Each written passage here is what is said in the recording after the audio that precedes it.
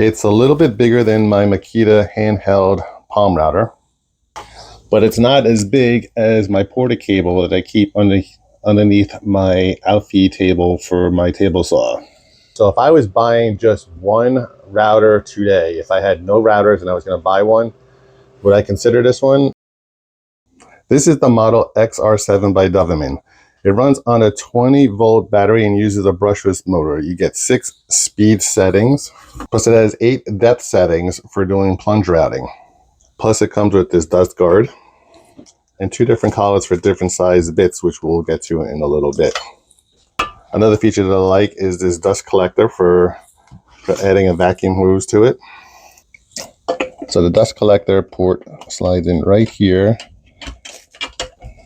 And then you screw this down and it is a nice added feature. But obviously you need something to collect it. It doesn't come with a dust bag or anything. We have a hose that fits in. We have an adapter that fits in, and then you can connect a hose to it. Another great feature that I like is this straight edge guide. It also comes with this for doing pattern. This is a bushing for doing patterns, which we'll cover in a minute also, as well as doing, this is more for sort of like that. It's a guide wheel. They say it's better to use something like that if you want to do more rounded patterns versus that one for doing straight edges.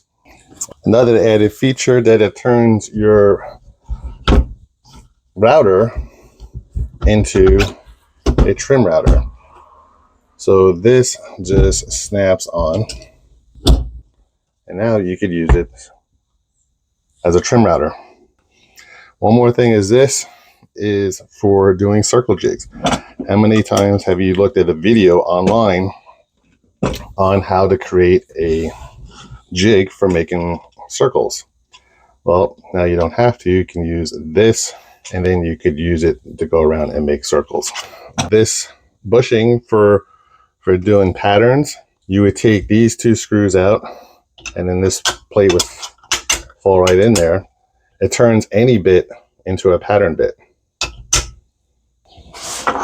So here are a couple of pattern bits I have. One is for the top. Well, this one rides on the bottom of the workpiece. This one works on the top of the workpiece.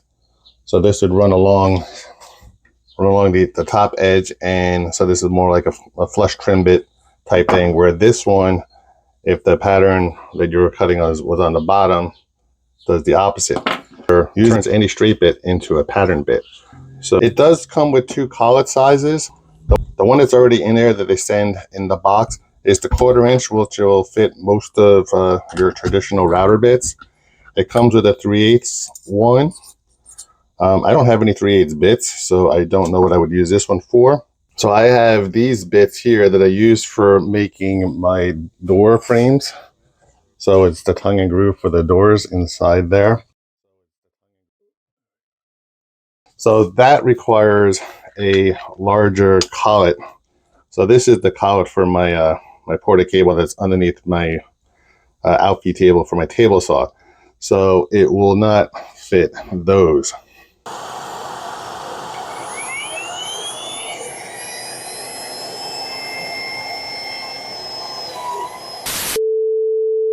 So of course the footage got corrupted of me doing the setup of the router for doing this part. So I'm going to have to refilm this so you can understand what was going on. So basically the part that you missed was I was setting up the router to do the routing for the T-tracks here. And I was using this bit here that I eventually switched out. This bit's about 20 years old. So I switched it out for a newer bit. And even though this bit's got a roller on it, it's still deep enough to do the depth of a T-track. So I ended up switching it for the sharper one when I did the other side. But to go over the setup of how I did this was basically we're going to install the router bit. No battery on the inside. And a couple of the errors that I had made on this one was that I didn't make sure that this bit was in tight enough. So on my first pass, it kind of got deeper and deeper as I was making the cut. So we're going to make sure that this is tight enough. I'm not going to actually run it, but I just want to go through all the setups for you. Okay. The bit's tight enough. And then we're going to put it back into the housing and tighten the screw so it's locked in there. So the next step is we need to get the depth for the T-tracks. I used 2 different T-tracks and I put it on the opposite side of the router so it sits up there. So now what you could do is, using this depth gauge, I have it set right now on the 3rd setting from the top. Okay, and we can loosen this bar so it drops down right on top of the 3rd step. We're going to push the plunge router down until it touches the work surface here. And then we're going to lock it. We're going to lock this bar in place. So now we come up, the bar is up here. So now our depth is all set. So now what we're going to do is we're going to move this to the 3rd step up. So then when we plunge down, we're only getting to that depth. And then when we're done with that pass, we're going to knock it down another step. And we're going to make another pass at that depth. And then when we finally get to here, we will be at the depth of the T-bars. As far as the width for the tracks, if I was to pull my saw out so it's full extension, it basically, if we continue this track, would go right across there. So I decided to come in 1 width of a T-track in on the worktop here. To set the guide in place, we put the bars in, and we're gonna bring the router all the way down. We're gonna lock it in place, and here's the width of a T-track. I'm gonna put it right there, and then having the blade in this orientation, so this way I have the correct width. That's the distance that I want to be coming in off of here. So now I'm just going to lock down these knobs on the outside. And then we can move this, and we can bring our plunger in the upright position. So one of the mistakes that happened on my first pass was I didn't have these knobs tight enough. I mean, I did them hand tight, but they still, for some reason, loosened up. So when I was coming along here, the guide got away from me, so the router started plunging in. So you can see how it went down and in right there. So not a good time. When I reset everything up, I grabbed the wrench and I just gave them a little extra tightening to make sure that this guide did not move when I made my next pass. So that was the footage that somehow got deleted when I was doing this yesterday, but I wanted you to see how the setup happens. So there we go.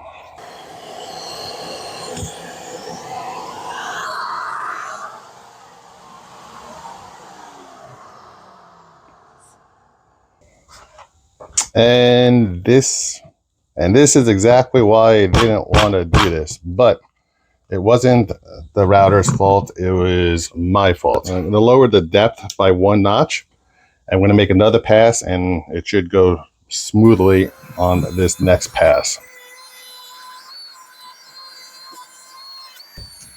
Okay, that second pass went nice without any issues. The thing that I really do like though is that dust collection. If I didn't have that dust collection on there, that sawdust would have been shooting all over my workbench.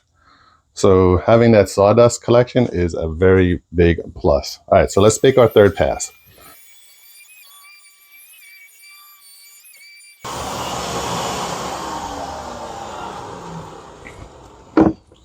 We got to the depth that we need to be, but we still, because the router bit isn't as wide as the T-track, gonna have to make 3 more passes that we're gonna have to sneak up on to get this thing to fit properly. Okay, the T-track is in. It is flush with the workbench. And here's our stop, which slides in on the end. And now we have an easier way of doing repeated cuts with the miter saw. So here's the good news. Because we've already set the width to the outside edge of here, we don't have to make an adjustment there. We've already set up the router for the final depth of the T-track, so we don't have to do anything there. So we can start making our first passes on the other side without making any adjustments to the router. So now I have T-tracks on both sides. Well, I still have to install them, but I'll have T-tracks on both sides.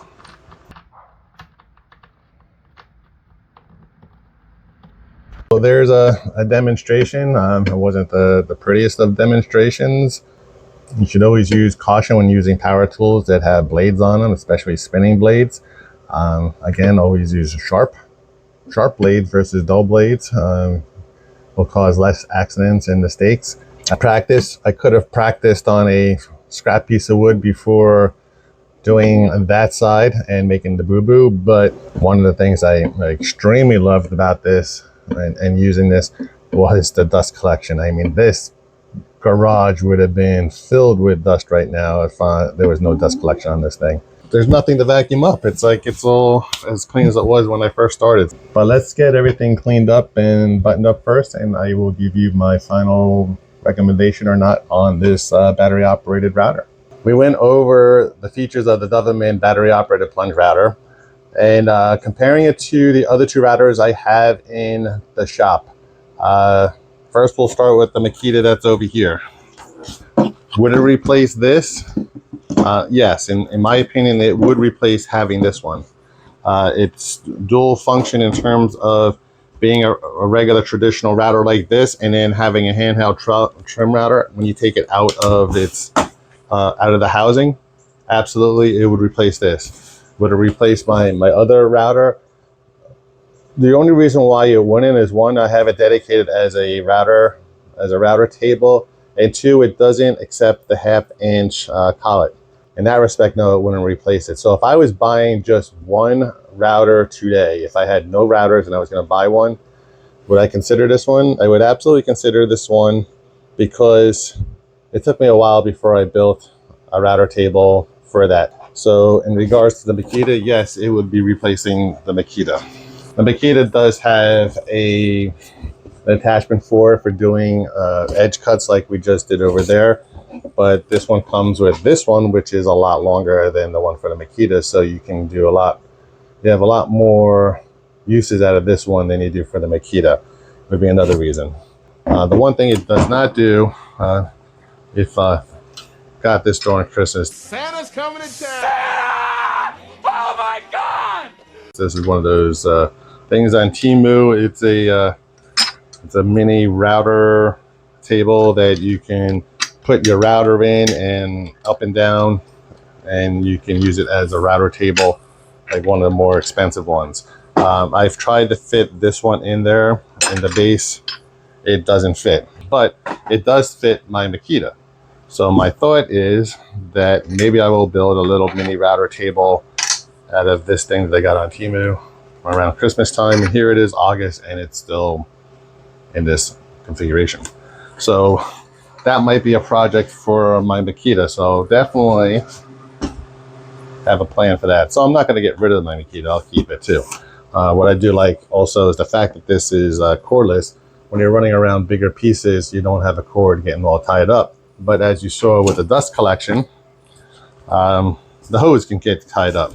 But if you're not using the dust collection with the hose, then maybe it'll be a little bit better. So if you're using it outside, it might work out better that way. The other two attachments of having the bushing for doing pattern cutting, awesome. And then this one that attaches here for doing circle, if you want to do a big circle with the router. So that's a wrap on the Dovaman battery operated plunge router. I'll have, again, the link for it will be down in the description down below. And on to the next.